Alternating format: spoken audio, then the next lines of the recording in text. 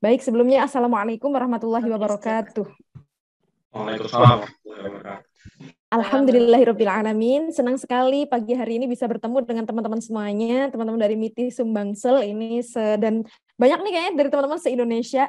Ini dulu Mbak Biru cita-cita banget loh masuk MITI. Sekarang ketemu teman-teman. Makanya selamat buat teman-teman yang keterima. Ini organisasi yang keren banget. Jadi pas mahasiswa dulu Mbak Biru kayak, pengen banget masuk MITI gitu kan. Udah mau nanya-nanya, banyak kakak-kakak yang ngefans dari MITI gitu kan, penelitiannya banyak banget. Terus akhirnya nggak berkesempatan, belum belum coba daftar sih waktu itu lebih tepatnya ya, karena akhirnya gabung di organisasi riset di kampus, terus bikin banyak proyek, terus akhirnya nggak sempet buat daftar MITI, tapi Mbak Biru tetap selalu kagum dengan teman-teman dari MITI. Dan ini hari ini Mbak Biru bersyukur banget ketemu dengan teman-teman semuanya. Lagi-lagi selamat, gunakan kesempatan selama teman-teman di MITI sebaik-baiknya, sebanyak-banyaknya. Apalagi teman-teman ini seorang akademisi ya, MITI ini akademisi banget gitu ya. Jadi maksudnya mumpung deh teman-teman ada di dalam, itu menyelam, pokoknya gali sebanyak-banyaknya apapun dari kakak kelas kalian yang keren-keren, pelajari sebanyak-banyaknya. Rugi kalau teman-teman keluar dari MITI nggak bawa apa-apa. Itu sih, itu serius. Harus punya karya, udah punya jurnal, udah punya apapun lah selama di MITI, pokoknya perkaya diri dengan aneka ilmu, aneka pengalaman yang luar biasa banget. Ya, serius. Soalnya banyak teman-teman kakak alumni MITI yang maksudnya sekarang di dunia riset tuh jadi orang yang keren banget gitu ya. Ya, dan sampai sekarang Mbak Bir pun masih belajar dari mereka gitu ya. Jadi makanya mumpung teman-teman ada di dalamnya, di laboratorium keilmuannya ibaratnya, jangan sia-siakan itu. Karena banyak banget orang yang pengen ikut MITI tapi belum diterima mungkin, dan sebagainya ya. Jadi apa namanya, sekali lagi selamat, dan tadi jangan berhenti di udah keterima, tapi tadi apa yang akan teman-teman lakukan di dalamnya.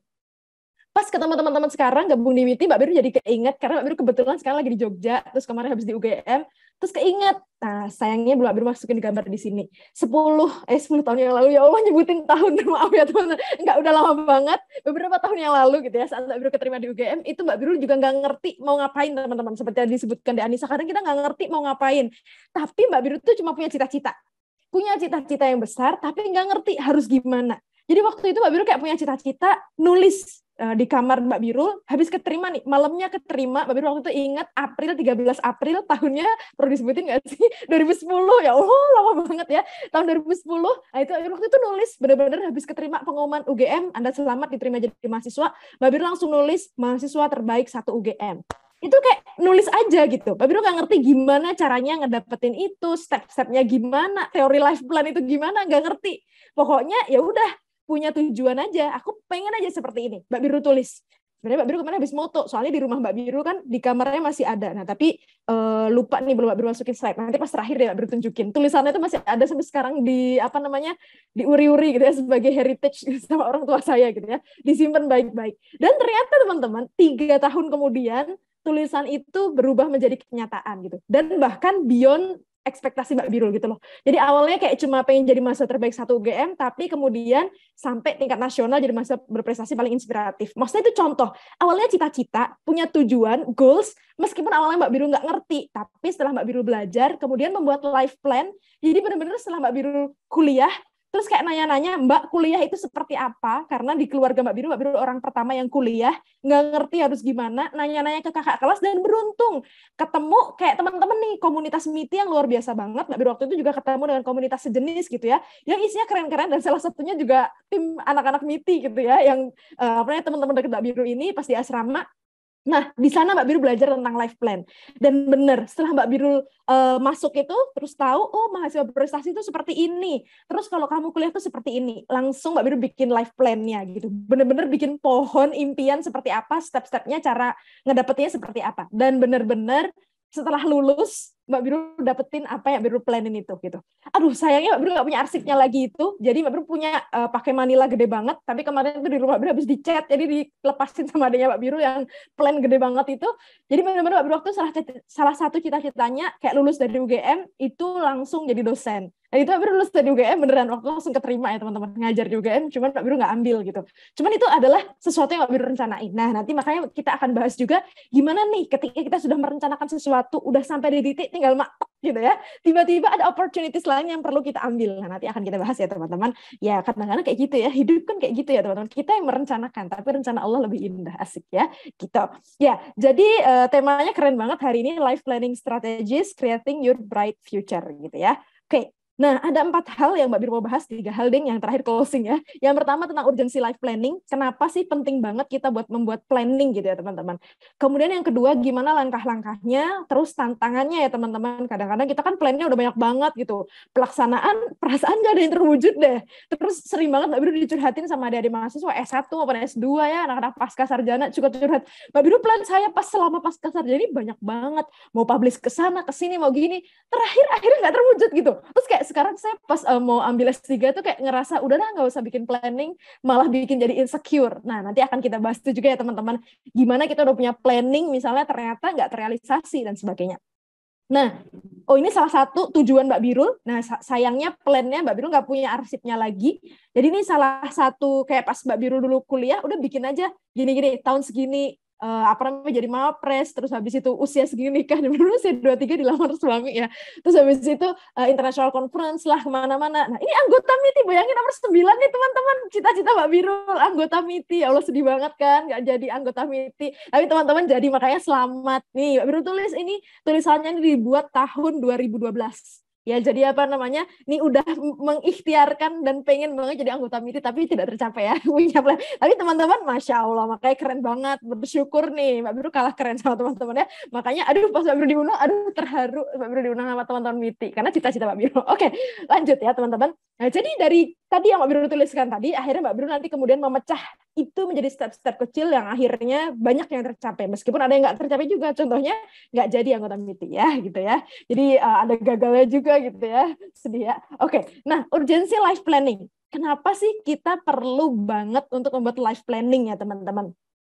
Setidaknya ada 9 hal gitu ya yang membuat kita perlu banget untuk memplanningkan hidup kita gitu ya teman-teman. Sebelum masuk ke sini, sebagai teman-teman orang yang beragama gitu ya, warga Indonesia kan sila pertama ketuhanan yang Maha Esa gitu ya. Nah, kita tahu hidup kita itu cuma sekali teman-teman. Hidup yang sekali ini nggak bakal diulang lagi. Jadi kita harus memastikan hidup kita ini hidup yang impactful, ada manfaatnya. Permasalahannya adalah kita nggak bakal bisa ngasih manfaat ke orang lain kalau kita nggak punya apa-apa yang kita bisa bagikan ke orang lain. Entah itu ilmu, entah itu pengalaman, entah itu apapun, skill atau apapun. Jadi kita nggak bisa ngasih apa-apa yang kita nggak punya. Nah, makanya kita perlu mempunyakan sesuatu. Saya ini mau meaningful, hidup saya ini di area apa nih? Makanya teman-teman perlu membuat perencanaan. Saya gimana nih? Nanti di usia sekian harus gimana nih?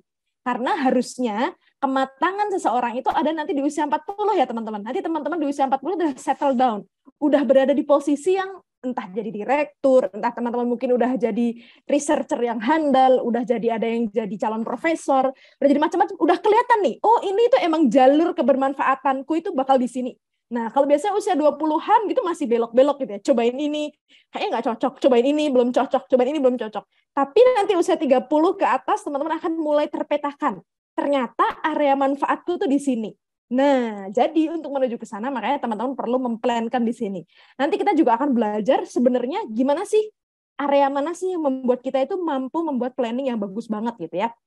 Oke, jadi tadi ya teman-teman, hidupnya teman-teman cuma sekali, apa nih legacy yang akan teman-teman tinggalkan selama hidup? Nah, itu makanya perlu direncanakan. Nah, jadi dengan berencana, teman-teman jadi tahu nih tujuan hidupnya mau gimana. Ya tadi ya, sejarah apa sih yang pengen teman-teman tinggalkan di dunia ini gitu ya. Karena kan nanti kalau kita meninggal hanya meninggalkan nisan, tapi kok teman-teman punya manfaat, ada dong yang ditinggalkan, ilmu lah, penelitian teman-teman lah. Jadi meskipun teman-teman sudah meninggal, tapi sebetulnya inspirasi teman-teman masih tetap hidup di bumi ini. Keren banget ya kalau bisa kayak gitu ya teman-teman. Itu yang pertama. Yang kedua, dengan punya planning, kita jadi goals-nya itu bisa kita pecah gitu dengan langkah-langkah kecil. Ya kayak misalnya Mbak Biru, oh pengen jadi mahasiswa berprestasi. Ya apa langkah-langkahnya? Oh pengen jadi dosen. Ya apa langkah-langkahnya yang dari sekarang yang bisa kita wujudin? Teman-teman, oh pengen publikasi levelnya ini. Dari sekarang apa nih level-level, step-step yang bisa teman-teman lakukan untuk meningkatkan kemampuan menulisnya sampai akhirnya nanti tulisannya advance gitu kan? Atau oh nanti aku pengen dapat beasiswa LPDP, mau ke kampusnya misalnya ke Harvard, ke sini, ya silahkan. Tapi dengan teman-teman punya plan, teman-teman bisa memecah rencana apa nih untuk menuju ke sana nih, syarat-syaratnya apa aja. Terus apa aja yang perlu aku siapin dari sekarang. Oh, aku masih punya waktu 3 tahun lagi nih. Kalau gitu aku bisa bersiap apa aja nih. Tahun pertama aku bisa fokus belajar apanya dulu. Tahun kedua misalnya mau fokus belajar bahasa dan sebagainya. Jadi dengan teman-teman punya life plan yang bagus gitu ya, akhirnya hidup teman-teman tuh jadi rapi banget gitu dan terarah menuju ke tujuan teman-teman. Tuh ya. Tuh. Kemudian yang ketiga, dengan kita punya perencanaan, kita jadi tahu di mana kelebihan kita dan kekurangan kita. Kita jadi analisis gitu. Misalnya gini, kayak Mbak Biru waktu itu, aku nanti pengen habis lulus kuliah langsung pengen lanjut ke luar negeri. Pengen banget bisa bahasa Inggris yang bagus gitu. Cuman kan IELTS itu harus bayar ya kalau tesnya gitu kan, lesnya juga lumayan mahal. Aduh gimana ya caranya? Weakness-nya nggak punya duit ya, weakness gitu kan, strength-nya tapi punya kemauan dan masih punya otak buat belajar. Aduh gimana nih caranya? Waktu itu mau ikut tim debat kampus, kayaknya waktunya udah nggak memungkinkan lagi. Aduh gimana ya caranya? Akhirnya Mbak Biru waktu itu karena nggak punya uang buat bayar tes IELTS gitu kan, gini, ikut beasiswa LPDP jalur afirmasi yang nanti bisa dikasih pembinaan bahasa gitu kan. Itu kan nanti gratis tesnya gitu kan. Cari strateginya apa gitu. Jadi ketika teman-teman punya plan, teman-teman akan tahu, wah ini aku pengen mewujudkan ini, tapi aku kayak nggak memungkinkan nih. Nah, kemudian cari alternatif strategi teman-teman. Nah, kalau teman-teman nggak punya plan kan, aduh gimana ya? Ya udah akhirnya mentok. Tapi karena teman-teman itu punya plan yang jelas, aku mau menuju ke sini, tapi resourcesku terbatas. Ya udah cari alternatif resources yang lain. Tuh. Kemudian yang keempat ya akan meningkatkan certainty dan confidence ya teman-teman. Lebih pasti. Jadi dulu Mbak Bir jadi ingat pas gara-gara tadi malam nih habis di acara lamaran anak temen gitu ya. Jadi dulu pas Mbak Biru suaminya Mbak Biru itu mau ngelamar, nggak cuma suami Mbak Biru sih, calon-calon suami yang lain gitu kan. Nah, dulu itu mau ngelamar, itu semuanya Mbak Biru minta buat bikin life plan 30 tahun ke depan loh teman-teman. Buat apa? Untuk memastikan certainty teman-teman. Ya kan? Kita pengen dikasih kepastian dong. Nanti saya mau dibawa kemana nih hidupnya gitu kan? Nah, jadi benar-benar Mbak Bir minta bikin life plan 30 tahun ke depannya seperti apa nih? Nanti plan kamu usia segini mau gimana? Itu ada yang bikin sampai runut banget. Ada yang enggak. Dan dari situ sebenarnya saya bisa membaca orangnya ini gimana nih gitu. Dan ya tadi jadi lebih pasti gitu. Kalau ditanya misalnya 5 tahun yang akan datang kamu rencananya mau gimana? Kalau kita nggak punya life plan kan bingung ya teman-teman. Itulah kenapa saat teman-teman wawancara beasiswa, saat teman-teman apply kampus ke luar negeri juga, biasanya di motivation letter-nya ditanya, nanti kamu impact yang akan kamu berikan sekian tahun yang akan datang itu apa? Itu kan secara tidak langsung ngasih tahu kita, kamu harus punya rencana dong, tahun kesekian mau ngasih impact apa? Karena mereka ingin certainty, pengen kepastian gitu. Kamu gimana nih habis ini? Jangan-jangan cuma hidupnya follow the flow aja, ngikutin arus gitu kan. Nah, kayak gitu. Punya prinsip yang jelas dan jadi lebih confidence gitu. Kayak oke, sekarang aku emang masih di step ini, tapi aku sekian tahun yang akan datang udah punya target kayak gini. Jadi lebih percaya diri gitu ya. Tapi jadi inget pas ditanya kayak, Biru kamu ngapain sih sibuk-sibuk ikut organisasi ini itu terus ikut penelitian macam-macam. Itu emang kan nggak ngaruh di IPK gitu ya. Ya Mbak Biru pede aja. Oh, saya punya rencana cita-cita ini gitu ya. Dan ini perlu saya perjuangkan. Dan ini adalah dengan saya ikut organisasi, ikut riset, ini salah satu cara saya memperjuangkan diri dengan langkah-langkah yang kita ambil teman-teman. Ya, tuh juga ketika misalnya ada orang lain yang ngajak teman-teman untuk di langkah yang berbeda, teman-teman confidence dengan prinsipnya. Waktu itu misalnya nih, sebelum usia 23, ada yang ngelamar Mbak Biru nih, beberapa orang nih yang punya niat ingin ta'aruf macam-macam. Mbak Biru dengan confidence bilang, maaf, saya punya plan, nanti baru fokus menerima kayak gitu setelah usia 23. Jadi kalau Anda berminat, silahkan setelah saya masuk usia 23, setelah saya wisuda, silahkan datang.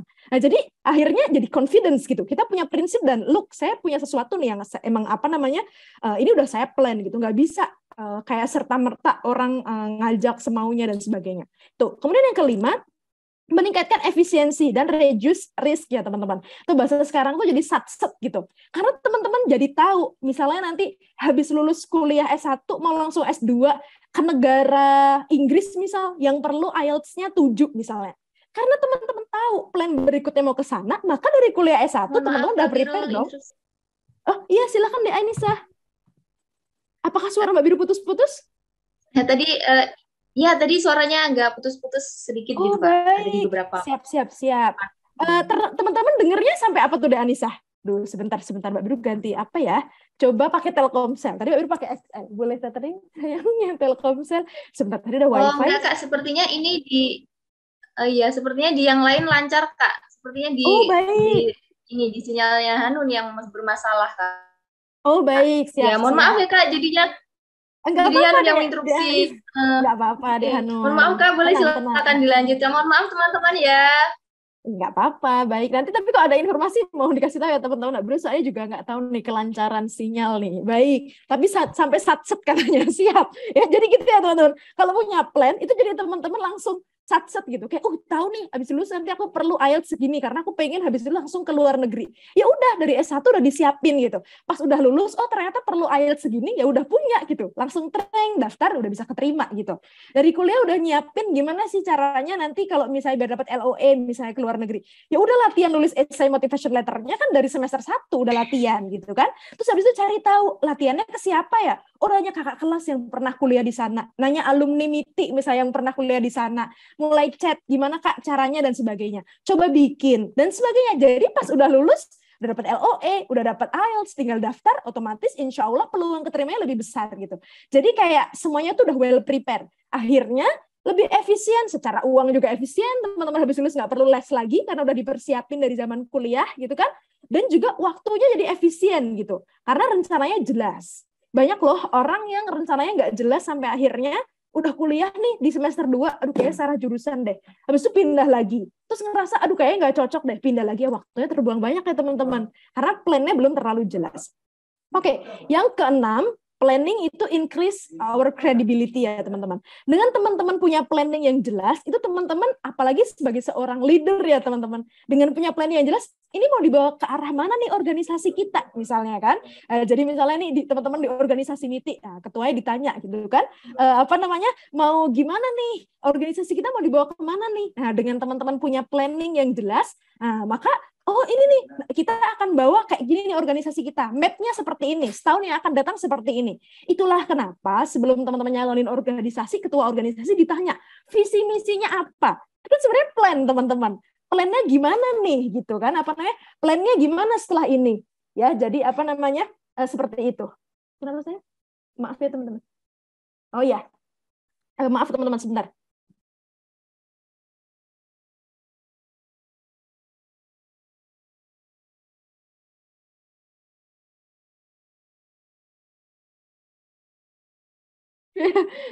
Nah, itu. Kemudian jadi seperti itu teman-teman. Makanya kenapa suka ditanya visi misi dan sebagainya tadi credibility, karena tahu nih visinya mau dibawa kemana, misinya gimana untuk mewujudkan itu, ada plannya seperti apa. Oh nanti di tahun sekian itu dari leadership tingkat rendah sampai leadership tingkat tinggi, presiden sekalipun pasti akan ditanya plannya seperti apa. Nah, increase credibility. Kemudian encourage creativity ya teman-teman. Kayak tadi misalnya limited resources. Aduh aku pengen belajar bahasa Inggris tapi nggak punya duit. Oh ikutin debat kan bisa. Oh, aku pengen belajar riset nih, tapi kayaknya kalau ikut kelas-kelas riset yang berbayar nggak punya. Oh, daftar MITI, ya gitu kan. Ketemu kakak kelas yang keren-keren, dan langsung risetnya tingkat tinggi. Tapi gimana buat keterima? Ternyata susah banget gitu kan. Harus belajar dulu, gini-gini. Oh, tanya dong ke kakak kelas yang emang sudah pernah ikut MITI. Standar kepenulisannya seperti apa dan sebagainya. Dan teman-teman akhirnya udah punya peluang itu. Alhamdulillah. Selamat ya teman-teman. Jadi limited resources, tapi teman-teman karena punya plan, jadi bisa unlimited actions. Gitu ya teman-teman. Terus yang ke-8 banyak nih pentingnya ya. Salah satunya teman-teman improve decision making. Jadi punya plan A, punya plan B. Ya, aduh gimana nih, udah daftar organisasi ini nggak keterima. Ya udah, plan B-nya apa? Ada nggak yang semisal ikut organisasi sejenis yang mengkayakan skill yang sama? Oh bisa. Oh, nggak keterima nih Kak, daftar LPDP. Ya gimana? Ada nggak beasiswa yang lain yang mirip dengan LPDP resources-nya gitu, yang mendukung belajar kita sama? Oh, ternyata banyak beasiswa yang lain. Jadi akhirnya dengan teman-teman punya planning, tadi bisa punya plan A, langsung berpindah ke plan B kalau plan A-nya nggak jalan. Gitu ya teman-teman. Nah, terus habis itu yang terakhir, nah itu teman-teman, planning equals more peace of mind ya. Jadi nggak stres gitu ya teman-teman. Karena punya plan yang jelas gitu kan. Nanti ini udah semester 3 nih misalnya, atau udah semester 7, aduh skripsi belum kelar nih, gimana nih, bentar lagi semester 8. Tapi karena teman-teman udah punya plan yang jelas, oke, emang aku semester 8 awal-awal ini emang belum terlalu jelas ngerjain skripsinya gitu. Tapi aku udah punya timeline nih. Nanti di bulan ini aku bakal fokus banget ngerjain tugas ini dalam sekian bulan dan itu insya Allah selesai. Nah, misalnya seperti itu. Jadi teman-teman punya plan yang jelas banget gitu ya. Seperti ya, jadi ini ya teman-teman, kenapa sih planning itu penting gitu ya? Apa namanya? Ya, nah jadi ini kenapa planning itu penting ya teman-teman. Oke, nah berikutnya, ini ada riset banyak sih teman-teman, riset sebenarnya yang meneliti ya tentang impact dari planning ini. Nah ini sebagian aja Mbak Biru kutip ya. Salah satunya impact-nya adalah efek ya untuk jangka panjangnya itu di life satisfaction gitu ya. Jadi di kepuasan hidup karena dia punya plan yang jelas. Jadi benar-benar step by step-nya itu enak gitu. Jadi akhirnya nanti ya dia lebih puas aja hidupnya, nggak ngerasa kayak aku kemarin kuliah 4 tahun ngapain aja ya selama di sana, tahu-tahu udah lulus aja. Nah itu biasanya nggak terplan dengan baik. Tapi kok teman-teman terplan dengan baik, tahun pertama aku harus punya skill ini, aku akan belajar ke sini, ke sana dan ke sini. Ya udah, akhirnya hidup teman-teman itu rich of experience gitu. Jadi kayak nggak nyesel gitu, ya ikut di MITI kemarin selama setahun aku ngapain aja, karena nggak punya plan.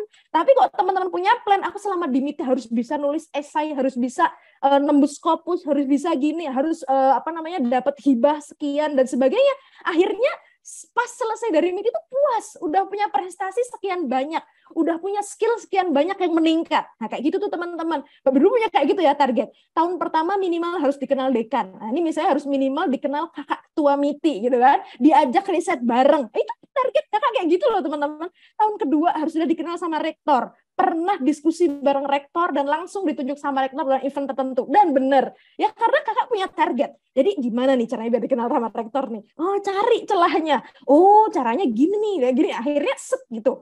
Terwujud gitu. Karena apa? Punya plan. Nah termasuk tadi misalnya kakak pengen pidato di depan presiden gitu kan. Itu kakak punya plan loh teman-teman. Nah jadi ini cita-cita. Gimana menuju ke sana? Kayak nggak mungkin ujuk-ujuk Mbak Biru pidato deh.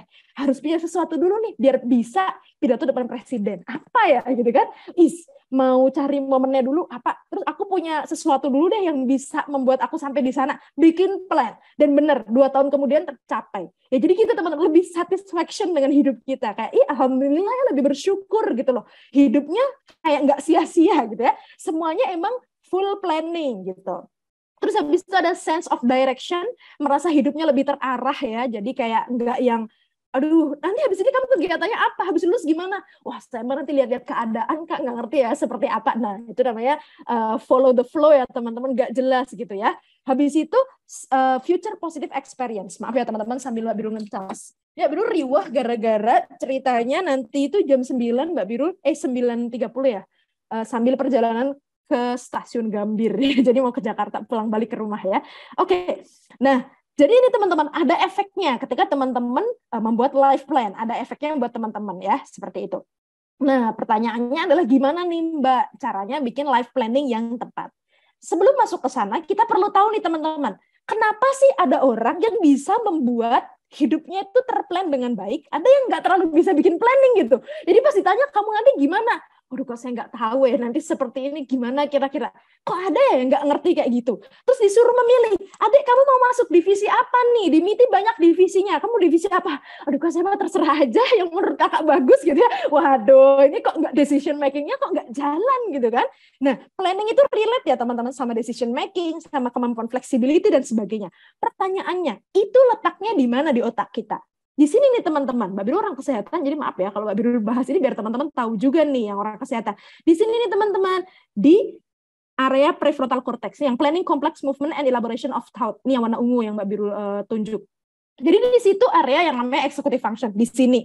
Makanya kalau teman-teman pusing kan pegang di sini ya, pusing ambil gimana nih gitu ya. Karena emang di situ area berpikir teman-teman gitu ya.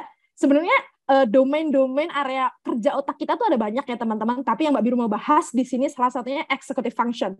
Karena dia pusat kita membuat planning.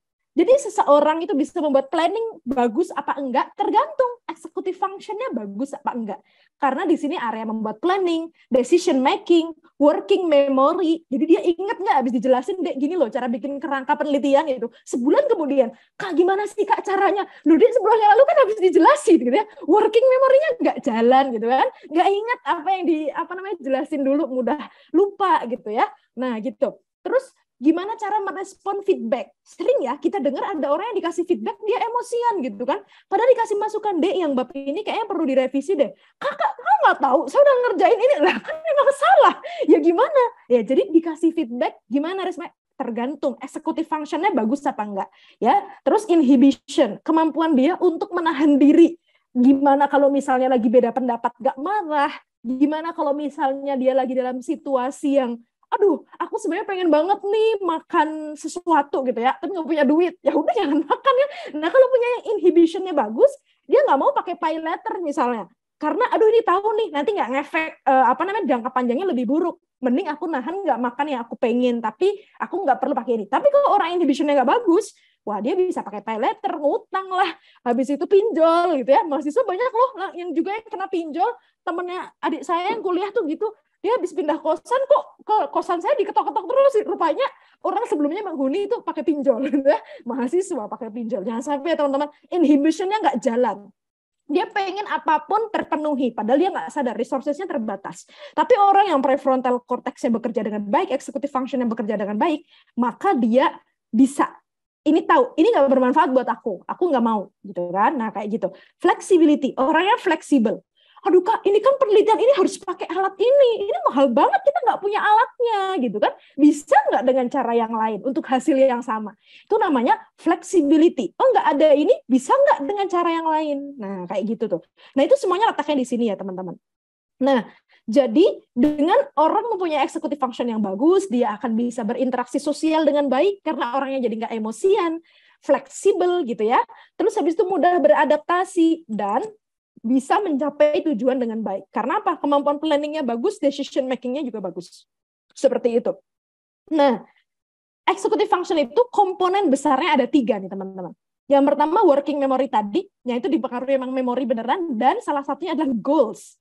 Nah, jadi gimana kemampuan kita memaintain goals. Jadi misalnya teman-teman punya tujuan selama ikut di MITI, biasa kan gitu ya, pas masuk pertemuan pertama, teman-teman silahkan tuliskan apa yang ingin teman-teman harapkan selama ikut di MITI 1 tahun ke depan, misalnya kan kayak gitu. Terus teman-teman nulis nih apa aja, itulah goals teman-teman. Nah, jadi gimana teman-teman fokus maintenance goals itu? Itu adalah namanya working memory.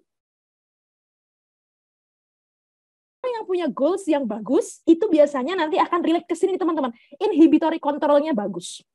Teman-teman fokus punya goals, tahun pertama ikut di MITI punya 5 penelitian misalnya. 2 hibah yang didanain, PKM tembus ke dapat medali emas, dan sebagainya. Kan banyak nih. Nah, di sisi lain kemudian ada cowok nih yang ngajak, udahlah, ini kita ini aja yuk, ngajak pacaran, ngajak macam-macam. Teman-teman tahu, ini nggak sesuai dengan goals saya. Maka inhibitory control-nya kerja, maaf, aku sekarang lagi fokus mau ngerjain ini dan sebagainya. Dulu ada anak teknik UGM, keren banget, mungkin teman-teman sebenarnya tahu namanya, baru nggak mau sebut namanya, tapi keren banget, sekarang jadi dosen di UGM juga.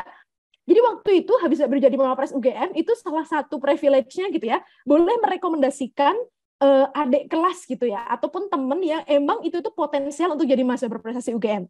Yang menarik adalah, waktu itu Mbak Biru tawarin ke salah satu mahasiswa ini, dia keren banget, IPK-nya sempurna, terus karyanya banyak banget, udah kejuaraannya tingkat macam-macam banyak banget. Mbak Biru tawarin dia, yang menarik adalah jawabannya.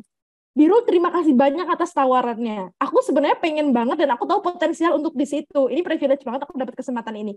Cuman tahun depan ini aku punya rencana mau apply PhD ke King's College waktu itu. Jadi dia S1 tapi pengen langsung lanjut PhD, kan ada ya teman-teman yang kayak gitu. Terus nanti kayak otomatis selama 5 tahun tuh 2 tahunnya buat dia master, 3 tahunnya PhD. Jadi pas lulus jadi dokter langsung gitu kan. Nah dia kayak gitu, aku perlu fokus untuk memperbaiki IELTS-ku, aku perlu fokus untuk ini. Jadi maaf ya Biru, aku nggak ambil kesempatan itu. Bukan berarti aku nggak mau, tapi aku ada fokus lain yang aku ambil. Dan teman-teman, setelah seleksi mahasiswa berprestasi, dia dapat LOE dari King's College beneran untuk langsung PhD. Terus kayak, wow gitu. Itu keren banget. Inhibitory control-nya kerja gitu loh. Bahkan ketika ada opportunity yang keren banget, karena dia punya working memory yang kuat banget, dan ini mau ku capai di tahun ini, dia bener-bener rela, oke, ini aku harus fokus ke sini. Dan beneran gitu, dia tercapai karena fokusnya tadi. Inhibitory control-nya kerja nggak cuma buat hal-hal yang buruk, tapi even hal yang baik, tapi itu akan mengganggu fokus dia yang utama untuk mencapai tujuan. Itu keren banget sih. Dan emang orangnya keren sih ya. Tuh, kalau teman-teman bisa kayak gitu, luar biasa. Tuh ya teman-teman, inhibitory control. Kemudian yang ketiga adalah cognitive flexibility. Orangnya fleksibel teman-teman. Fleksibel tuh gimana? Aduh deadline besok pagi nih ngerjain laptopku lagi ngehang Kak. Maaf aku nggak bisa submit tugas gitu kan. Lah emang kok laptop situ ngehang nggak bisa ngerjain pakai laptop yang lain? Nggak bisa pinjem temen? Nggak bisa ngerjain di warnet atau di perpustakaan kampus misalnya? Nah kalau orang yang nggak punya cognitive flexibility, dia kayak ya udah kalau ini nggak jalan, ya udah nggak mau cara yang lain gitu. Tapi kalau orang yang punya cognitive flexibility yang tinggi, ya udah kalau cara ini nggak jalan, bisa dengan cara yang lain. Mau ada rapat, Kak sekre kita lagi dipakai sama kakak kelas ternyata. Ya kan nggak harus di sekre pula rapat, itu kan bisa di tempat yang lain. Fleksibilitasnya tinggi. Kak ini kan apa namanya, yang ini nggak lolos Kak didanainnya, padahal kan kita punya plan yang ini nggak lolos, ya kan nggak apa-apa, bisa apply yang lain juga gitu ya. Cognitive flexibility-nya tinggi, jadi orangnya akhirnya nggak mudah stres gitu, karena dia lebih fokus pada solusi. Kalau satu cara nggak berhasil, ya udah cari cara yang lain, bukan terus ini akhir dari segala kehidupan gitu ya teman-teman, nggak ya. Oke. Nah, makanya kalau tiga-tiganya ini dipunyai, orang akan mencapai di sini teman-teman, higher level executive function. Dia akan selalu punya reasoning, punya alasan yang kuat dalam membuat keputusan. Kayak misalnya gini, ngapain sih kamu ikut MIPI? Apa teman-teman alasannya? Dulu ditanya nggak kayak gitu? Kan pasti punya alasannya yang kuat. Ya Kak, saya ikut MIPI karena saya gini. Itu reasoning. Jadi teman-teman punya alasan yang kuat kenapa melakukan tindakan itu. Ya, itu ciri-ciri orang yang executive function-nya bagus. Kalau misalnya ditanya, kamu ikut ini kenapa? Ya ikut teman, itu nggak punya alasan yang kuat. Tapi kalau punya alasan yang kuat, saya soalnya punya target selama ikut di sini mau gini, saya membangun relasi gini, saya lengkap tuh, planningnya jadi lengkap karena reasoning dia kuat banget gitu ya. Tuh. Kemudian yang kedua, problem solving, kemampuan dia untuk problem solving itu jadinya bagus, planning juga, dan apa namanya, ini disebut juga namanya fluid intelligence ya teman-teman. Jadi orang yang punya kecerdasan tapi fluid gitu. Dia nggak kekeh pada satu sesuatu, tapi ya udah orangnya tuh enjoy jadinya. Ya menikmati hidup, banyak bersyukur, dan dia akan mudah adaptasi dan disukai banyak orang. Orang yang executive function-nya bagus. Tapi kalau orang yang strict semuanya harus kayak gini, kalau nggak gini nggak, kita wah itu susah hidupnya ya. Kayak gitu. Ini executive function. Ini yang membuat kita jadi punya kemampuan planning yang bagus atau tidak, ya teman-teman. Oke, nah apa yang mempengaruhi executive function itu yang akan salah satunya kita bahas karena teman-teman sekarang lagi di awal-awal nih di MIPI. Adalah ini nih teman-teman, semua informasi yang dari indera kita ya, semua sensori lah yang ada di tubuh kita itu akan mempengaruhi gimana executive function kita. Makanya penting banget teman-teman untuk memastikan semua yang masuk ke otak kita, dari mata kita, telinga kita, dan semuanya itu hal-hal yang positif gitu. Ya kalau teman-teman misalnya lingkungannya teman-teman yang nggak positif, omongannya jelek-jelek gitu kan, terus habis itu orangnya males-malesan, kalimatnya nggak bagus, itu pasti mempengaruhi otak kita gitu. Kita kemampuan membuat planning dan sebagainya akan terpengaruh. Tapi insya Allah teman-teman kan ada di MIPI, komunitas yang kayaknya semua input sensori dari mata, telinga, hidung ya, indera peraba teman-teman itu semuanya positif dan bermanfaat ya. Jadi insya Allah akan bagus banget gitu ya. Nah kayak gitu. Nah, makanya salah satu tugas kita biar teman-teman punya kemampuan planning yang bagus, jaga prefrontal cortex kita. Dengan cara gimana, teman-teman? Dengan cara punya rutinitas atau jadwal. Nah, nanti Mbak Biru akan bahas nih, karena salah satunya kita gampang lupa sesuatu itu karena sesuatu itu nggak kita ulang-ulang. Nah, nanti Mbak Biru akan bahas. Yang kedua, makanan. Mahasiswa mohon maaf, kadang-kadang tahu juga ya micin itu efeknya gimana, tapi enak gitu. Nah, jadi akhirnya ya udah. Nah, itu. Kemudian pola hidup. Ini anak-anak penelitian, mohon maaf, karena kadang-kadang terlalu semangat meneliti, kita itu suka lupa waktu tidur, ya kan? Padahal udah baca riset, gimana dampak nggak tidur terhadap kesehatan jangka panjang, itu udah baca, gitu ya. Cuman ya gimana, nanggung nggak ini nanggung, gitu kan? Ya udah, ya, jadi pola hidup.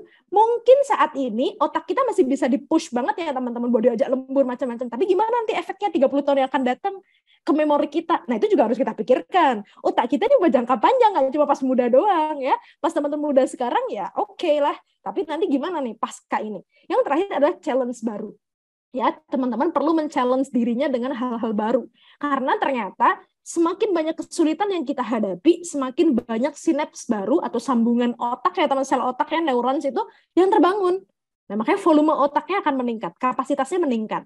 Makanya kenapa kalau orang-orang yang hidupnya itu menghadapi lebih masalah yang complicated ataupun menghadapi kesulitan lebih banyak, dia nanti biasanya akan lebih kayak lebih wise, kapasitasnya kayak ada masalah ini masih biasa aja. Lihat aja deh yang jadi kakak ketua misalnya, yang jadi kepala divisi, itu kan masalah hidupnya lebih complicated ya, ngurusin anak-anak lebih banyak gitu kan.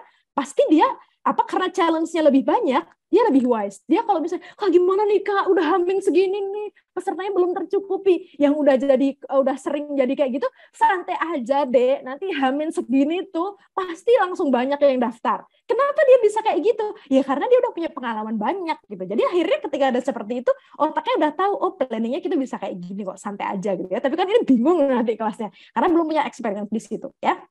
Nah, jadi ini yang mau Mbak Biru ceritakan berhubungan dengan memori, kenapa kita perlu punya aktivitas rutin dan nanti kita perlu hubungkan dengan plan kita.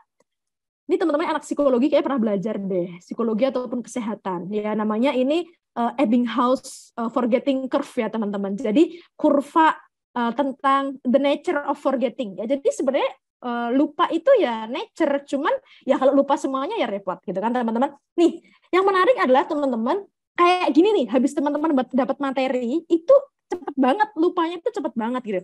Dalam 20 menit itu 58%. Nah, udah 58% left gitu kan. Dalam 1 jam 44% left. Udah setengah lebih hilang dari otak kita. Dalam 1 jam loh teman-teman. Nah, dalam 1 hari tinggal 33%. Dan dalam 6 hari hanya 25% yang tertinggal. Bayangin, dalam seminggu langsung udah 25%. Sebulan aja ilmunya nggak kepake, langsung hilang. Nggak ada sisa-sisa gitu ya.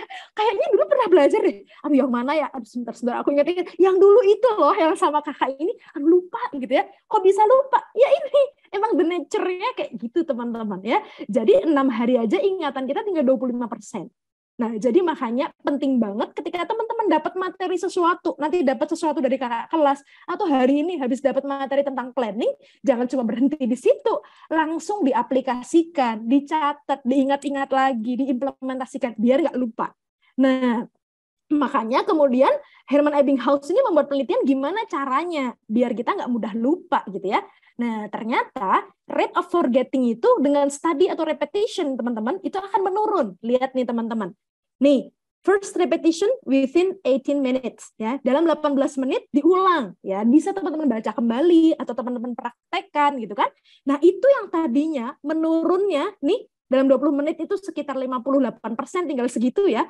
Ini menurunnya cuma segini nih, teman-teman. Lebih mending gitu ya, lebih mending. Second repetition itu 1 day, itu dalam sehari, sisanya masih segini. Lumayan. Kalau ini kan tadi tinggal 33% left. Ini masih 70% lebih. Gitu. Dan bahkan kalau sudah diulang 5 kali, dalam 3 bulan, ingatannya masih segini. Banyak kayak teman-teman. Itulah kenapa kok teman-teman menghafal teori tertentu, atau enggak misalnya, kayaknya pernah belajar materi ini deh. Habis itu nggak pernah ulang sama sekali, ya udah bakal lupa. Itu pula kok teman-teman pengen jadi expert di bidang penelitian, pengen jadi expert di bidang apapun, kok teman-teman cuma misalnya belajar metodologi mixed methods misalnya, sekali doang, habis itu nggak pernah diulang lagi, bisa lupa loh teman-teman. Kayak misalnya Mbak Biru kemarin kuliah S2 tuh, salah satu metodologi yang Mbak Biru gunakan itu kayak di Inggris, itu expertise-nya hanya sedikit orang. Yang di Indonesia baru 1 orang yang pernah menggunakan metodologi itu gitu. Nah itu kalau misalnya nggak Mbak Biru ulang gitu ya, itu bisa lupa gitu karena nggak banyak orang yang menggunakan metodologi penelitian itu gitu. Nah jadi harus diulang lagi, melakukan penelitian yang mirip atau yang sama dengan metodologi yang sama. Akhirnya itulah yang akan membuat teman-teman jadi expert di bidang itu. Ya jadi repetition, study gitu ya, fokus belajar di situ. Ya teman-teman di MITI plannya pengen apa nih? Kak aku pengen fokus mempelajari tentang ini. Ya udah, terekspos aja terus dengan itu dan diulang-ulang gitu ya. Bikin aku pengen fokus penelitian Kak bidang berhubungan dengan teknologi. Ya jangan cuma bikin 1 penelitian, habis bikin 1 penelitian bikin lagi. Akhirnya teman-teman jadi expert nulis di bidang yang berhubungan dengan teknologi. Kayak gitu loh teman-teman. Nulis bahasa Inggris juga kayak gitu. Nulis esai itu ternyata ada polanya gitu ya. Kita kalau semakin sering nulis, itu kayak gampang aja gitu nulis. Tapi sekian tahun nggak nulis, waduh kaku ini gimana. Mbak Biru mengalami itu soalnya ya. Kayak gitu. Jadi Mbak Biru habis kuliah di Inggris, itu kan habis itu langsung di kementerian, nah itu masih tiap hari ngeditin jurnal, habis itu press release, macam-macam, punya Pak Menteri dan sebagainya, itu masih fresh gitu kan. Nah habis itu kan Mbak Biru sempat resign karena program hamil, bed rest, itu benar-benar harus di kasur, nggak boleh ngapa-ngapain, benar-benar cuma rebah, terus ya Mbak Biru masih baca-baca buku dan sebagainya, cuman waktu itu nggak boleh stres situasinya. Karena Mbak Biru kalau ngerjain jurnal macam-macam itu stresornya meningkat tinggi dan perdarahan Mbak Biru bertambah gitu, dan itu nggak aman. Ya udah akhirnya Mbak Biru lama dong nggak nulis-nulis lagi. Itu setelah selesai teman-teman nulis lagi, Allah apa ini, untuk recalling susah banget gitu ya. Nah kayak gitu ya teman-teman. Ini sedikit introduction di mana letak pusat planning dan gimana itu bakal impact-nya buat planning buat teman-teman. Ya. Nah, sekarang kita masuk gimana cara membuat planning ya, teman-teman. Pertama, harus punya goals yang jelas ya. Tujuan teman-teman itu apa? Karena planning itu adalah langkah-langkah yang teman-teman susun untuk mencapai goals ya. Oh, aku nanti pengen kayak gini nih.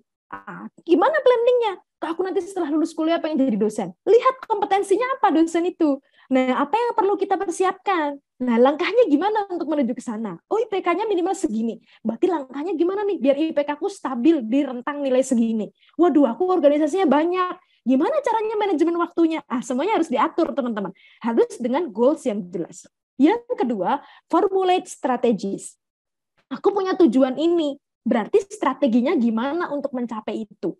Ya, aku pengen lulus kuliah itu udah punya tabungan buat nikah nih, buat ngelamar si dia segini. Dulu kayak gitu ya teman-teman. Nikah nggak mau ngeberatin orang tua. Pokoknya aku lulus kuliah harus punya tabungan sekian puluh juta gitu. Nah, dari mana? Kan pertanyaannya strateginya gimana buat dapat uang segitu? Mana kuliah pakai beasiswa pula 500.000 sebulan. Itu sebulan nggak makan aja 500.000 disimpan, nggak mungkin dapat sekian puluh juta gitu kan. Gimana caranya? Strategis. Wah, ikut lomba. Ternyata sekali lomba itu bisa dapat 10 juta loh, gitu kan. Oke. Nah, lewat cara itu, strategi. Karena punya goals gitu kan. Nah, kayak gitu. Yang ketiga, determine and allocate resources, teman-teman. Apa nih resources yang aku punya? Itu kan, aku punya laptop. Berarti aku bisa ngetik, aku bisa membuat sesuatu nih, bisa buat ngedit video, aku bisa bikin sesuatu yang menghasilkan sesuatu lewat laptop. Wah, aku punya HP, aku bisa bikin karya lewat gini. Aku kuliah di jurusan ini, berarti aku punya ilmu di bidang ini. Berarti aku potensi dong untuk bikin riset yang areanya ini, misalnya. Jadi resources kayak gitu, teman-teman. Nggak harus berupa barang, justru diri kita ini resources yang paling berharga, teman-teman. Lambok teman-teman punya laptop secanggih apapun, otak teman-teman nggak jalan, ya sama aja, laptopnya nggak bermanfaat. Ya, jadi resources paling bermakna dan berharga dalam hidup itu diri kita, teman-teman. Makanya waktu itu kok teman-teman pernah baca bukunya Pak Dahlan Iskan yang ganti hati itu loh, teman-teman. Itu Mbak Biru kayak maksep gitu pas baca lah, makdek gitu, malu banget gitu. Karena beliau waktu itu pas mau dioperasi ganti hati beneran, teman-teman, hatinya diganti kan waktu itu karena hepatitis beliau yang udah parah banget, jadi hatinya udah benar-benar mengeras, harus diganti hati gitu kan. Nah, pas saat mau operasi itu, yang beliau lakukan itu apa? Nulis buku ganti hati itu. Jadi beliau ngetik gitu kan, sampai keluarganya itu, papa, kamu itu kan mau operasi, mau gini-gini, mbok ya istirahat kek atau gimana gitu. Tapi yang menarik adalah jawaban beliau. Yang sakit itu badan saya, tapi otak saya itu nggak sakit. Saya perlu merawat otak saya dengan menulis, teman-teman. Luar biasa ya. Nah, Pak teman-teman gimana? ya, jadi itu tuh. Jadi karena dia menyadari otaknya itu resources yang luar biasa gitu loh. Jadi dalam situasi yang kayak gitu pun dia masih ingin memastikan itu menjadikan karya. Gitu teman-teman. Terus yang terakhir adalah ini nih teman-teman, set implementation plans. Gimana nih kalau gitu? Ini resources-nya udah ada. Berarti plan-nya gimana nih untuk memaksimalkan resources yang ada ini? Termasuk untuk mengevaluasi progres, ya. Makanya nanti habis ini Mbak Bra akan bahas gimana sih agar target kita itu lebih spesifik sehingga kita bisa melakukan evaluasi. Ya, teman-teman. Nah, ini nih teman-teman kayaknya pernah belajar deh. Ini kayaknya Mbak Biru pernah dapat ini di level nasional, di level mana-mana selalu dibahas tentang ini, SMART Goals Principle. Jadi ini sebenarnya dalam goals apapun ya teman-teman, life plan teman-teman juga riset juga bisa dipakai SMART Goals ini dalam banyak hal. Ya, jadi gimana nih kalau membuat goals itu harus gimana Mbak dalam membuat plan? Yang pertama harus spesifik. Jadi benar-benar spesifik, nggak cuma misalnya aku selama kuliah gimana pengen jadi mahasiswa yang sukses. Lah indikatornya sukses itu apa gitu kan? Ya harus jelas. Oh, aku lulus dengan IPK seluas ini. Aku nanti pas lulus harus punya penghargaan sekian. Aku harus pernah menjabat organisasi sekian. Itu spesifik teman-teman. Jadi akhirnya teman-teman langkah-langkah yang teman-teman tujukan ke sana juga jadi spesifik. Kayak gitu ya. Ini yang pertama. Terus habis itu yang kedua adalah measurable. Jadi terukur ya. Jadi semua kesuksesan manusia itu teman-teman ada indikatornya. Teman-teman mau bilang misalnya, aduh saya mahasiswa yang keren. Apa indikatornya keren? Ada indikatornya. Apa indikator mahasiswa yang bagus, dianggap bagus gitu? Oh ada standarnya. IPK-nya minimal segini. Habis itu kompetensinya minimal ini. Nah, jadi harus cari teman-teman, cari tahu standarnya apa. Sama, di MITI juga pasti ada standar. Alumni MITI yang keren itu seperti apa? Pasti ada standarnya. Oh, risetnya gimana? Cari tahu itu. Itu yang akan membuat teman-teman tujuannya itu lebih spesifik dan tadi ada indikatornya yang jelas. Sehingga saat membuat evaluasi itu jelas tercapai apa belum sih plan saya ini, cita-cita saya tercapai atau belum, memenuhi indikatornya atau belum, ya gitu aja, gitu kan. Nah, jadi cari evidence-nya. Karena tadi setiap langkah kita itu pasti sudah ada indikator evidence-nya, termasuk cita-cita teman-teman.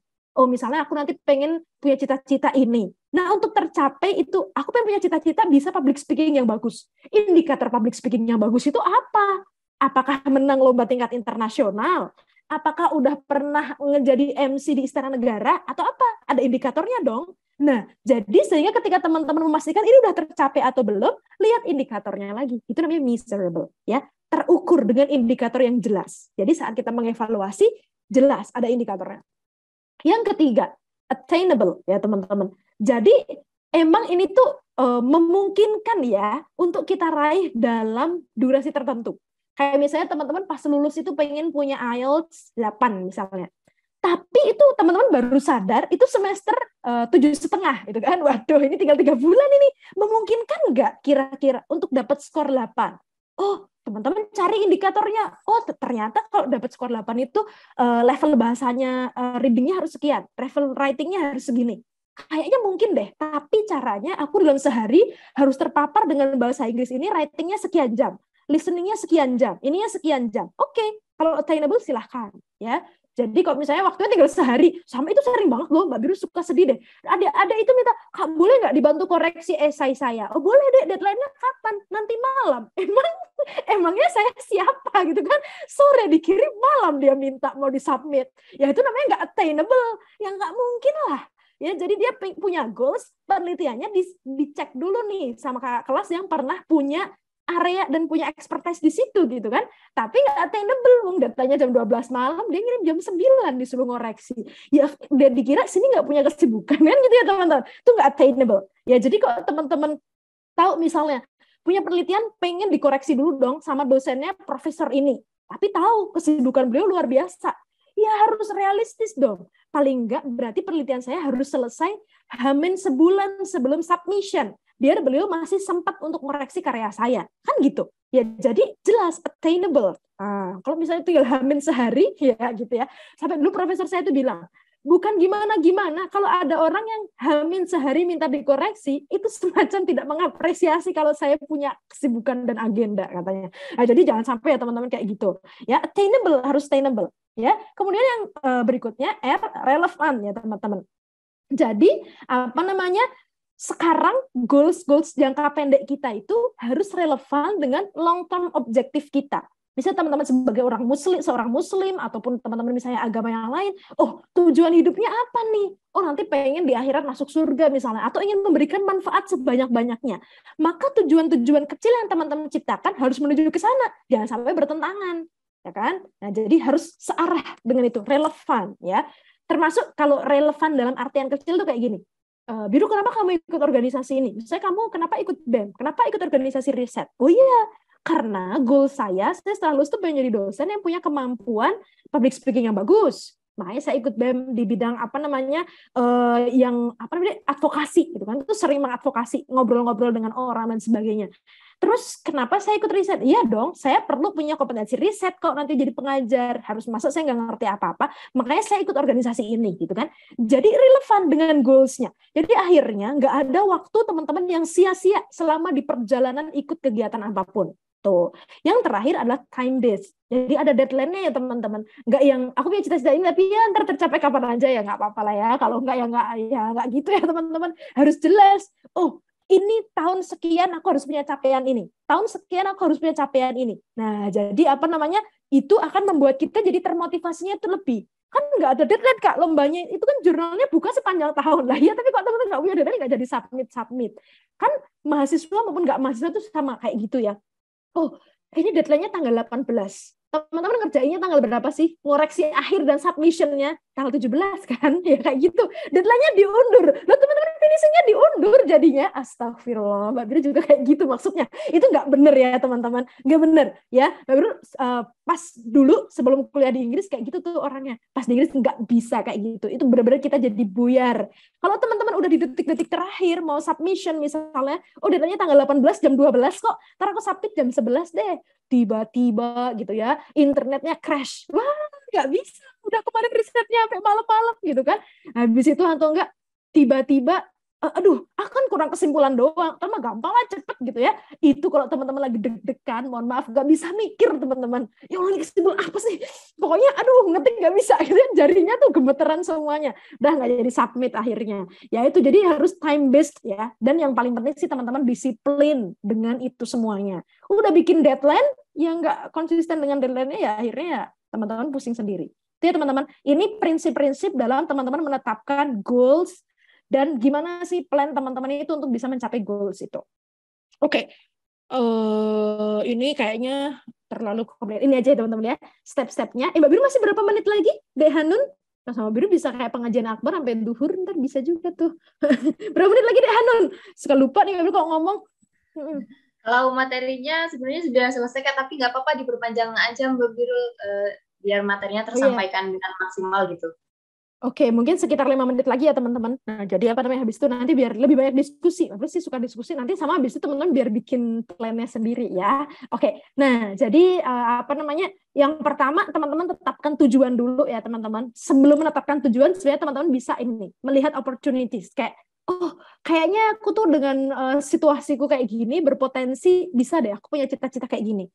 Kayaknya aku nanti bisa lihat opportunity-nya apa nih. Nah, habis itu ini nih establishment of objective.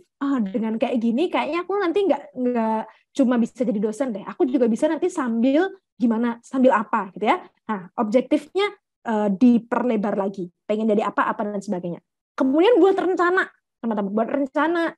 Nah, habis buat rencana, oh berarti aku untuk mencapai tujuan ini, planku tuh begini. Karena aku cuma punya waktu 4 tahun untuk mewujudkan itu, berarti artinya tahun pertama aku harus mencapai apa aja. Jadi planningnya harus spesifik teman-teman. Mbak Biru sampai sekarang di kamar Mbak Biru itu isinya planning ya teman-teman. Dan itu Mbak Biru bikin planning bareng suami dan planning Mbak Biru sendiri.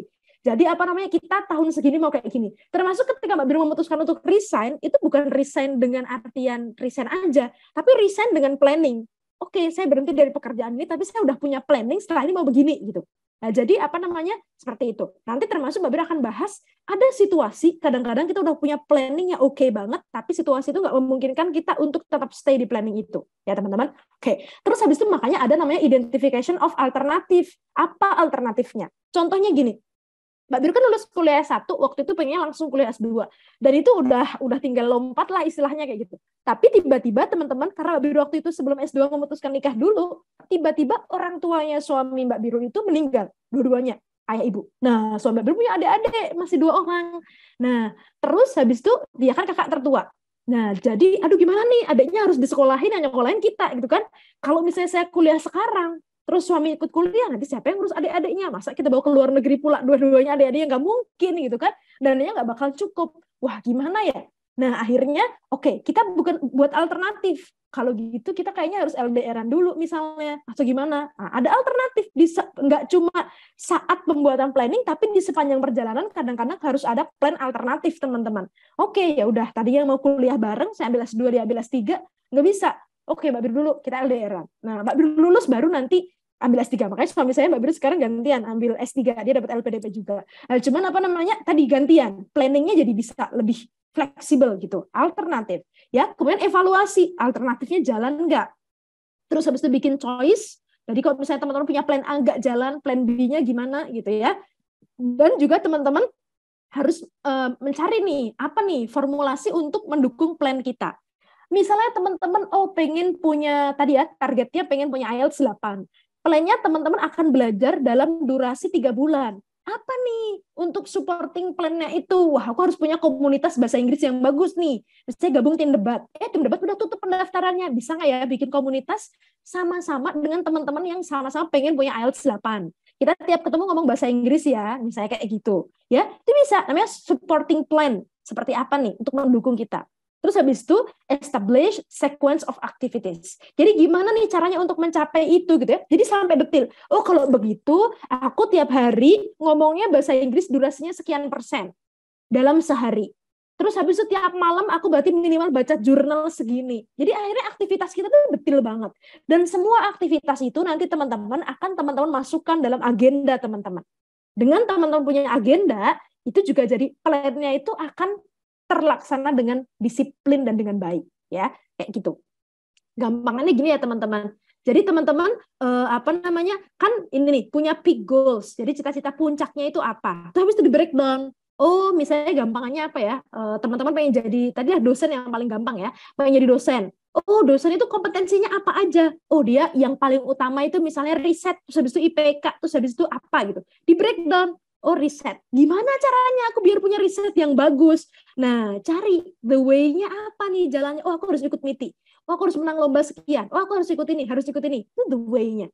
Kalau gitu durasiku cuma sekian tahun, berarti itu tahun pertama aku fokus kemana aja. Nah itu the way-nya itu akan teman-teman nanti breakdown ke dalam agenda kecil-kecil teman-teman.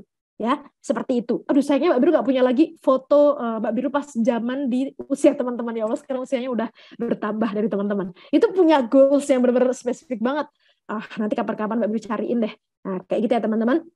Tuh. Nah tantangannya apa nih teman-teman dalam ketika kita udah membuat plan yang detil-detil, udah plan 30 tahun ke depan, Kak, setelah aku lulus dari MITI, aku pengen jadi gimana, udah detil banget, Kak. Tapi ternyata nggak semudah itu untuk mewujudkan plan kita, gitu ya. Ya emang gitu ya, teman-teman. Hidup itu selalu ada tantangan, ya. Nah, cuman tantangannya itu nih teman-teman sebenarnya lebih banyak dari internal loh daripada eksternal gitu ya. Tantangan internalnya apa? Motivasi diri atau niat yang kurang kuat. Kayak tiba-tiba aku kayak ngerasa nggak mampu, Kak. Aku ngerasa kayak udah 2 kali kalah itu kayaknya nggak bisa deh aku nulis di bidang ini. Nah, itu motivasi dirinya udah menurun. Nggak inget tujuan utama dia apa. Nah, salah satu manfaat positif ketika teman-teman punya plan yang jelas, punya tujuan yang jelas, itu ketika teman-teman motivasi dirinya lagi down, Mbak Biru biasanya lihat map lagi. Ya Allah, aku tuh punya cita-cita sebesar ini, ya masuk kayak gini aja down gitu ya. Nggak mungkin sampai ke arah sana. Gitu teman-teman. Yang pertama. Yang kedua rasa malas. Nggak ada sih obat yang dijual sama dokter gitu ya untuk mengobati rasa malas. Kalau ada kayaknya ini laris manis ya. Atau teman-teman misalnya buat riset nih menemukan obat penghilang rasa malas. Itu kayak laris ya teman-teman. Karena ini memang paling susah banget dilawan manusia. Males ya teman-teman. Aduh aku lagi males banget. Deadline-nya kan masih tanggal segitu, ntar aja shopping dulu aja gitu. Ya, tuh teman-teman. Tuh, jadi malas. Dan yang paling penting nih, tidak disiplin. Banyak orang yang plannya udah bagus banget, tapi nggak disiplin dengan plannya sendiri. Udah tahu ini harus diwujudkan dalam 1 bulan, tapi dia santai-santai aja gitu kan. Nah, nggak disiplin, ntar aja lah. Ya udah, kan belum bisa bulan ini, ntar bulan depan juga nggak apa-apa. Nah, itu teman-teman nggak disiplin. Ya, udah tahu per hari itu minimal berinteraksi dengan jurnal 2 jurnal gitu. Aduh males banget, ngantuk banget, udah ntar aja lah, besok aja lah. Nah gitu tuh. Jadi tidak disiplin dengan dirinya sendiri. Ya itu. Jadi terlalu banyak excuse. Kayak ntar aja lah, nggak masalah. Itu banyak ya teman-teman. Jadi bukan karena masalah situasi yang nggak mendukung, tapi diri sendiri yang nggak mendukung. Terlalu banyak excuse kayak udah nggak apa-apa lah, ini ntar aja lah. Kali ini submitnya masih besok, ntar aja lah, hari ini masih bisa main, hari ini masih bisa ngobrol. Nggak jadi-jadi tugasnya. Tuh ya. Tidak percaya diri. Ya Kak, lawanku besok yang riset itu dari ini kakak senior yang udah keren banget risetnya. Kayak aku bakal kalah deh kalau ngelawan itu. Belum juga dicoba, udah insecure ya teman-teman. Jadi kalau teman-teman misalnya mau berkompetisi atau gimana, lihat aja dia juga manusia. Saya juga manusia, sama derajatnya di mata Allah. Gitu aja. Mbak Biru ngelihat kayak gitu. Ada lawan, keren banget. Jadi Mbak Biru waktu itu zaman semester 1, itik-itik ya teman-teman. Masih semester awal-awal lah, bukan semester 1. Semester berapa ya? Masih awal-awal. Itu pernah lomba. Yang lawannya itu adalah para mahasiswa berprestasi dari seluruh Indonesia. Terus kayak Mbak Biru belum jadi apa-apa gitu kan. Ya Allah ini risetnya pada keren-keren. Aduh gimana nih saya belum bisa apa-apa. Tapi itu mulai insecure, terus mulai deg-degan. Terus Mbak Biru ganti image-nya jadi, mereka juga manusia kok. Mereka juga belajar. Mereka kayaknya juga masih makan nasi. Aku juga makan nasi. Mereka bisa, berarti aku juga bisa. Bismillah aja. Yang menang Mbak Biru. Terus kayak Mbak Biru, kok bisa ya menang ya gitu. Jadi apa nih? Kok bisa ya menang? Nah dari situ kemudian jadi percaya dirinya bertambah. Ya, jadi kadang-kadang dengan teman-teman mencoba, kalau teman-teman mencoba, cobalah sesuatu dalam men-challenge diri itu kesulitannya sedikit di atas kapasitas kita. Sedikit aja, jangan banyak-banyak, tapi perlahan dinaikkan. Kalau teman-teman mencoba yang kesulitannya udah levelnya luar biasa banget, terus potensi gagalnya tinggi, itu menyebabkan kita jadi lebih mudah insecure, teman-teman. Karena mau tidak mau, benar tidak benar, kemenangan, terus habis experience berhasil, itu punya dopamine effect. Efek yang membahagiakan di kita, yaitu membuat kita termotivasi dan lebih percaya diri gitu loh teman-teman. Maka kalau teman-teman coba misalnya baru pertama kali nulis, langsung ikut kompetisi tingkat internasional, itu untuk masuknya aja susah banget. Ya itu namanya langsung banting-banting tulang teman-teman, potensi kalahnya tinggi. Nah ikut aja dulu yang deket-deket gitu kan. Oh ikut kompetisi sekampus dulu, ikut kompetisi seini. Habis itu ditingkatkan. Bulan pertama aku ikut levelnya fakultas, bulan kedua levelnya universitas, bulan ketiga levelnya nasional, bulan keempat internasional. Jadi tingkatkan sedikit demi sedikit, jangan langsung ekstrim. Itu teorinya kayak gitu ya teman-teman. Berilah kesulitan dan challenge pada diri kita, tapi sedikit di atas kapasitas kita, tapi sedikit demi sedikit terus teman-teman tingkatkan sampai di level tertinggi.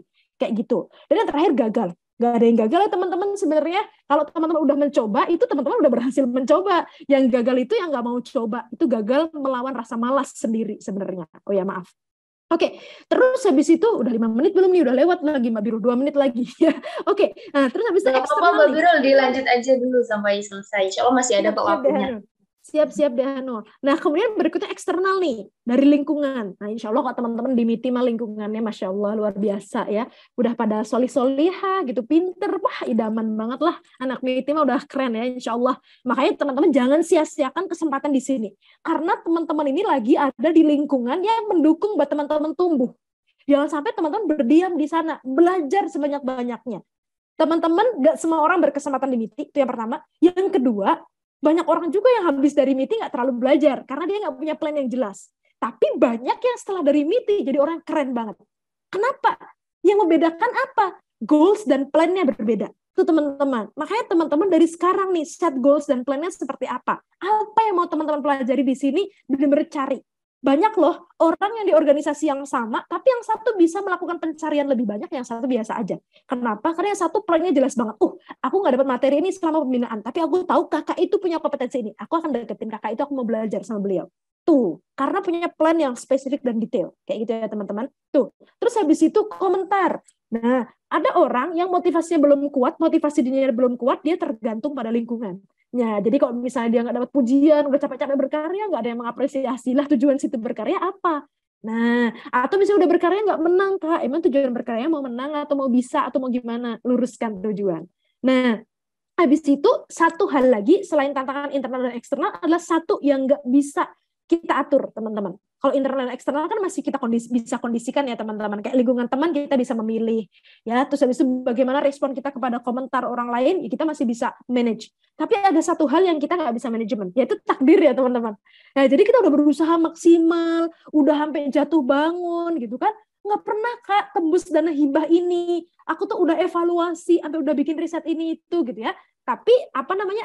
Tugas kita ya udah berusaha semaksimal mungkin, berdoa semaksimal mungkin. Kalau emang belum berhasil, berarti ada maksud apa tuh di balik itu? Pasti ada hikmahnya, ada maksudnya gitu ya. Ada orang justru karena kegagalannya itu dia akan jadi expertise di bidang itu. Karena misalnya Allah tahu ini kalau orang ini dikasih kegiatan buat ngulang-ulang ini, dia tuh sebenarnya kurang dikit aja jadi expert di bidang ini. Bisa jadi dengan cara dikasih kegagalan. Tapi ketika teman-teman tadi sudah berusaha sungguh-sungguh, sudah memaksimalkan semua resources, sudah bikin plan yang bagus, tiba-tiba kok nggak tercapai plannya sesuai yang diharapkan, sesuai timeline-nya nggak sesuai gitu ya. Yakinlah gitu ya, kalau teman-teman yang penting udah maksimal ya, ikhtiarnya udah maksimal, doanya udah maksimal, yakinlah rencana dia itu lebih indah. Mbak Biru juga kayak gitu ya teman-teman. Satu cerita terakhir deh sebelum Mbak Biru tutup. Mbak Biru punya plan, tadi kan banyak ya rencana Mbak Biru gitu ya. Apa namanya? Salah satunya itu pengen banget buat lomba ke Jepang. Conference waktu itu conference-nya lumayan bergengsi dan seleksinya lumayan lah. Ada lolos gitu kan. Tinggal hamil beberapa hari, kayak Mbak Biru gagal berangkat. Gara-gara ada bencana. Waktu itu penerbangan di Jogja, penerbangan di area Jogja, Jawa Tengah semua di-cancel. Waktu itu ada gunung kelut apa-apa gitu yang meletus, akhirnya di-cancel, terus teman Mbak Biru kecelakaan, teman setim riset, kecelakaan, terus pokoknya complicated, waktu itu akhirnya kita cancel berangkat, padahal itu udah siap semuanya, cancel berangkat. Terus kayak Mbak Biru sedih banget. Kenapa ya Allah, impian yang sudah lama saya plankan, udah tinggal di depan mata, tinggal berangkat, tiba-tiba gagal gitu. Kan sedih ya teman-teman, kayak ya Allah ini udah untuk menulis risetnya ini udah kayak gini. Kenapa? Kok sekarang sih bisa ambil alternatif online ya kan, hybrid kan biasanya penelitian. Kalau zaman dulu kan enggak teman-teman. Jadi harus datang ke sana, kalau enggak ya udah kita nggak presentasi kan artinya. Terus kayak ya udah cuma masuk aja di publikasinya, cuma kan kita pengen juga gitu, punya impian udah presentasi di sana. Tapi nggak bisa jadi berangkat, tapi dalam kesedihan itu Mbak Biru masih bisa positive thinking. Ya, jadi ketika teman-teman di titik yang gagal, di titik terendah, nggak sesuai plan, positive thinking. Kalau teman-teman udah berusaha maksimal ya, syaratnya itu. Positive thinking ini pasti ada maksud Allah nih. Apa ya? Dan Mbak Biru langsung dijawab dong sorenya. Waktu itu kayak tiba-tiba harus diminta ke Jakarta, ya itu yang akhirnya Mbak Biru pidato depan presiden itu. Itu dari buah dari kegagalan ya teman-teman.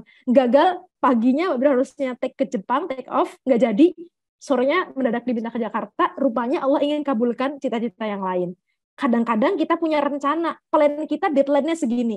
Tapi kadang-kadang Allah tahu ada rencana kita yang harus didahulukan. Nah, contohnya kayak itu. Mbak Biru punya plan, ini diwujudkan ntar. Tapi Allah tahu ini harus sekarang. Kalau nggak diwujudkan sekarang, kesempatan ini nggak ada lagi. Ya, jadi ya udah. Ternyata benar ya. Jadi Allah tahu harus cita-cita yang ini yang didahulukan. Karena kalau tahun berikutnya, misalnya Mbak Biru baru datang ke acara itu, nggak ada presidennya, udah bukan beliau lagi. Karena udah nggak jabat. Beliau waktu itu Mbak Biru pengen ke perintis beasiswa yang ngasih beasiswa ke Mbak Biru. Salah satunya presidennya waktu itu beliau. Nah, jadi akhirnya ya udah, ternyata Allah tahu mana yang harus didahulukan.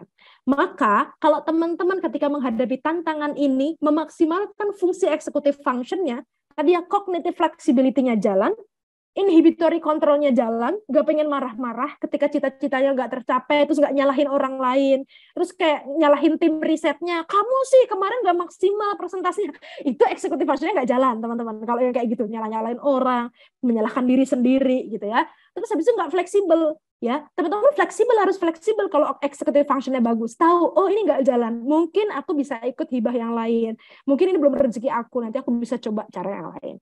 Ya teman-teman, ketika menghadapi tantangan, ingat, aku masih punya otak nih buat berpikir, ya maksimalkan kemampuan executive function teman-teman.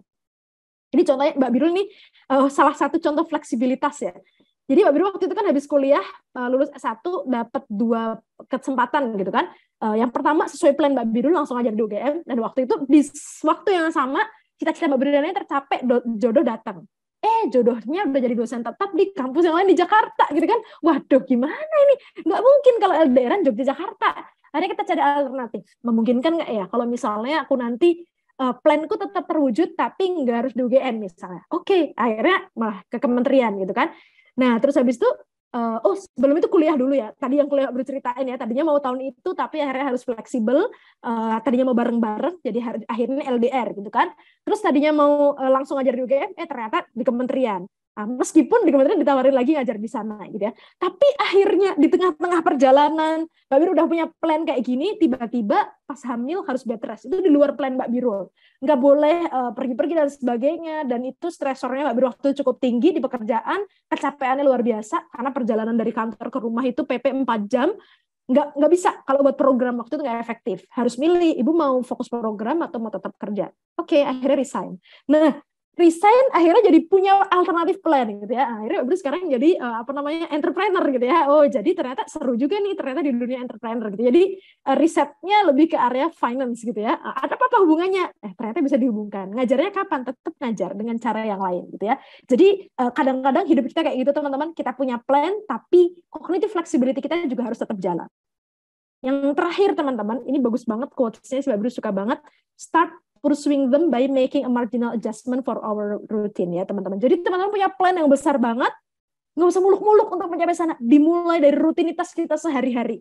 Mulai buat plan yang kecil-kecil tapi dampaknya besar. Bangun jam berapa pagi gitu ya. Tadinya susah, coba harus strict, disiplin. Aku punya target bangun jam 3 pagi. Strict untuk itu, dari memperbaiki rutinitas kita sehari-hari, itu akan mampu membuat kita bisa mencapai plan besar-besar kita gitu yang menjadi tujuan kita nanti.